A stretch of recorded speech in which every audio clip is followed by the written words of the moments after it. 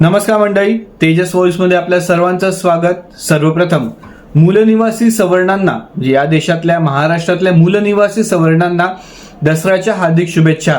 त्याचप्रमाणे देशातील आणि महाराष्ट्रातील अन्य समाजांना देखील दसऱ्याच्या हार्दिक शुभेच्छा.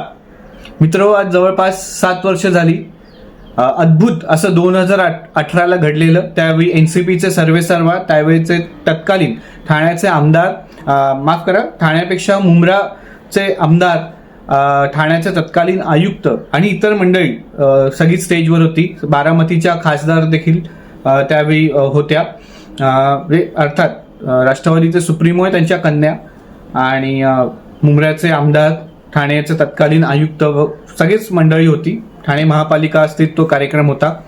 दैवी शक्ती, अद्भुत शक्ती, मूलनिवासी सवर्ण आणि दैवी शक्ती, निसर्ग यांचा का संबंध आहे, कसा संबंध आहे, तो का होतो याचाच पुरावाच हजारो लोकांसमोर त्यावेळी त्या ऑडिटोरियममध्ये होते, पोलिसांसहित. म्हणजे कारण तुम्ही समजू शकता की एनसीपीचे सर्वेसर्वा, त्यांची कन्या, मुंब्राचे आमदार, ही लोक येणार राजकारणातली, तर पोलीस बंदोबस्त असतोच. पोलीस साध्या वेशातही असतात आणि त्यांच्या प्रॉपर अटायरमध्ये देखील असतात.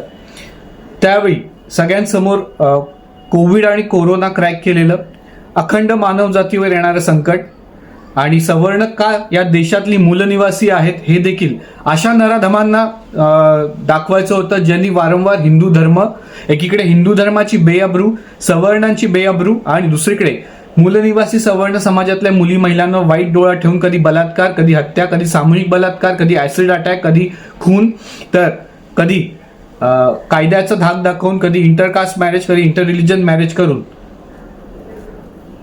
अत्याचार केले. अशा नराधमांना ठणकायचं होतं. आणि तेच आता पुढचा तर काळ खूप ऐतिहासिक ठरणार आहे.